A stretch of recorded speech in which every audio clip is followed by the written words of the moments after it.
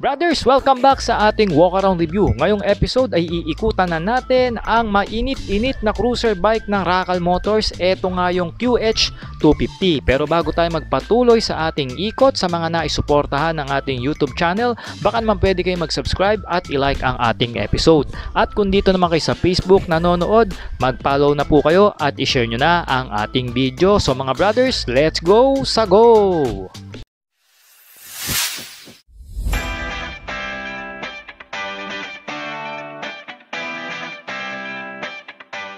Mga brothers, available na sa Shopee ang ating riding jersey at iba pang mga riding gears na ginagamit natin. Nandyan yung link sa gilid ng video. Let's go! Sa go!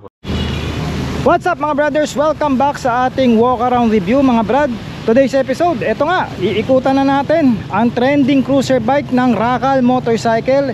Eto nga yung Motopino HQ 250 mga brad. Mas brusko nga ito sa kapatid niyang si B-Maxter. Mas malaki ang dimension ng mags, mas malaki ang tangke, at para sa akin mas barakong-barako siya. Pero ito yung CB Master. Depende na lang yan sa inyo mga brothers kung anong maganda sa mata nyo mga brad dito sa dalawang cruiser na ito. At syempre abangan nyo, magkakaroon tayo ng comparison review para dito sa dalawang cruiser bike na ito. Umikot muna tayo in 360 view mga brad para makita nyo po ng maganda o malinaw ng Motopino by Racal Motors. O, di ba? Muulan-ulan pa eh. Pero tuloy lang ang vlog. At ingat po kayo sa lindol mga brothers. Niyayanig na ang Pilipinas, no? So dito sa harapan mga brothers, meron tayo rito mid-rise na handlebar. Ayan. Ito yung digital meter nya, no? Basic lang.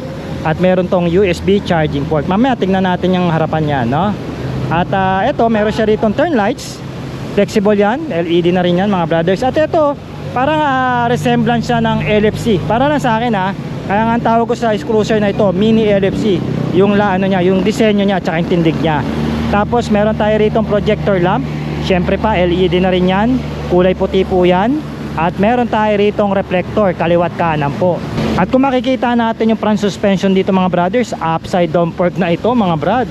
At yung pagkakaposisyon ng fender niya rito na matte black finish maganda rin at napaka quality nang ginawa nila dito, no? Yung tornilyo, allen bolts na rin. And by the way, ito pala is matte black finish mga brad. Yan, cool po yan, no? Tapos dito sa kabilang side, naka disc brake po ang harapang preno natin dito with the ABS yan. At dual piston pot caliper. Meron po tayo rito tire size na 120 by 80 at 17 inches na wheel mags. Alloy wheel mags po ito na may color din po na flat finish. At ito po naka tubeless na rin. At kung titingnan nyo mga brothers, ito pong underneath dito meron na rin pong protector para po hindi basta-basta mabakbak ang pintura ng makina at hindi maputikan o marumihan. Alright. Siyempre pa mga brothers, isa itong cruiser bike, kaya naman sa bike fitting ay siguradong komportable tayo rito kada sampa natin o kada ride natin dito kay QH250 ng Motopino by Racal. For the seat height mga brothers, may tumataas lang ito ng 750mm na ideal talaga sa mga Filipino riders na katulad natin na meron ng 5.5 pababa, especially yung mga kababaihan na gustong sumubok ng 250cc na motorsiklo. At meron itong ground clearance mga brothers na mataas 210mm na siguradong kayang-kayang lagpasan ang mga matataas na humps, mga lubak at mga kung ano pang kondisyon dito ng kalsada sa Pilipinas. Habang meron tayo rito kabuuang bigat na 172 kg. Mabigat-bigat na ito mga brothers since isa po itong cruiser bike na merong between na makina. At syempre pa ang ating riding position po dito very relaxed and upright po dahil sa kanyang manibela at semi put forward na position pagdating sa ating mga paa. So sa bike fitting mga brothers, ayos na ayos ito. Okay mga brothers, ang side profile dito ako na-in-love sa side na to Pero kahit sang side, iba talaga to. Yung tapakan natin dito, I can tell na parang semi put forward lang. Hindi siya yung forward na forward talaga. At quality po, no? Combination po ng bakal at rubber, no? The way I can see dito sa kanyang muffler, straight pipe po ito. Single exit lang po at flat finish na po siya. Naka-allen bolts po halos lahat ng tornilyo ng motor. At ito may abang na siya sa saddlebag Alright, and then yung upuan, isa ito sa mga gusto ko. Attention sa detalye mga brothers. Makapal po at makapit, no?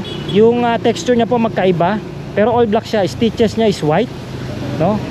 Ayan, no? Tapos tangke natin dito mga brothers, 17.5, malaki-laki rin to, yung litro nito. Tapos may badge tayo rito ng Motopino. Ayan, no? Premium. Susian natin mga brothers, nandito po yan. Okay, so kabilang side para makita nyo. So halos ganun din. Ito yung makina, no? By the way, yung makina, bago natin pag-usapan mamaya, sabihan ko na kayo, naka 75 degree po ang kanyang B engine. Iba-iba po yan, may 90, 45 at saka 75, no? Alright, so ito rin yung tapakan. By the way, naka belt drive nga pala ito mga brothers, kaya naman na mapakalakas ng arangkada nito, mas maganda kaysa sa chain. Okay, at meron tayong tire size dito na 150 by 80 at 16 inches na wheel mag. Siyempre po malaki po ito. Team Sam din ng brand nito. So okay na ito for the start, no? Maganda naman ang kapit nito. Meron tayo ritong classic style na LED na taillight. Ayan po, maganda yung pagkakagawa ng fender, stable. Turn lights natin, ito LED rin, flexible dito sa likod, reflector, may sariling ilaw ang ating plaka, no? So ang preno natin dito, disc brake din, dual piston pot caliper yan mga brad. At syempre pa, mayroon din ABS. So it means dual channel po ang ABS nya. Parang aluminum ang ano natin dito, swing arm, oh. Pagka kinakatok, iba yung tunog, oh. No? Tapos naka dual shock po tayo rito na adjustable dito sa likod mga brad. Napakaganda mga brothers.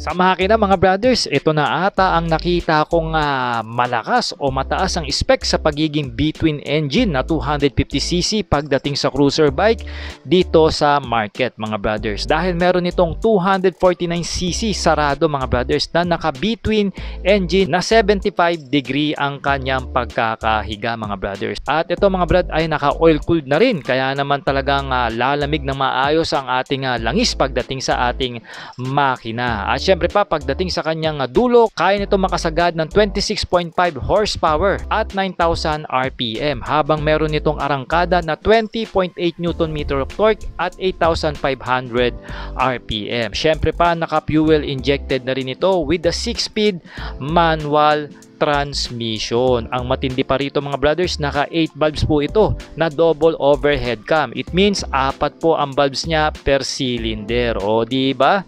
Napakalakas at napakaangas. At ang ating final drive po is belt drive na rin yan. Kaya naman talaga ang arangkada nito mas maganda kung ikukumpara natin sa kadena. At meron na lang po tayo rito mga brothers na electric starting. Dito naman sa handlebar nitong HQ250 mga brothers, meron tayong classic na handle grip. At may bar end tayo dito, end bar na bakal. Okay, so ito yung busina, sakto sa thumb, left and right, low beam, high beam, at syempre yung fast light o flasher natin. Ito yung gustuhan ko dito, yung handlebar nya, talagang pang cruiser, parang beach type na handlebar o ganon.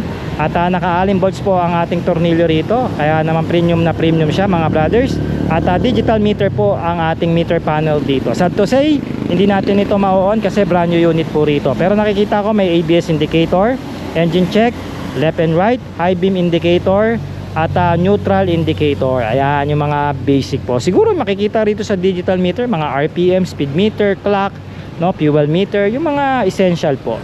Alright, at alam ko adjustable tong upside down po pagka ganitong setup no, paki-correct nga ako dyan.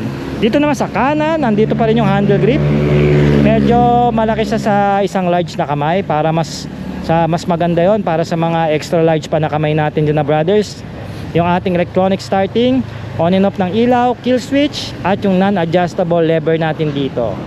Alright, tapos sabi ko nga kanina may USB charging port yan dito sa gilid, so papakabit lang kayo ng cellphone holder dito, no? O kaya magnet na holder, pwede na kayong makapag-charge ng sa inyong cellphone. Mga brothers, pag-usapan natin ang latest price nitong QH250 ng Motopino by Racal Motors. Meron nga pala itong SRP ngayong taon na 169,000 pesos. Ngayon mga brothers, nag-promo sila na straight monthly na lang po ang inyong babayaran. Meaning po, sa unang pagbabayad nyo mga brothers, pag nakuha nyo itong motorsiklo, monthly na kagad kayo. Kung gusto nyo pong kunin ito ng 3 years, meron po itong monthly na 6,718.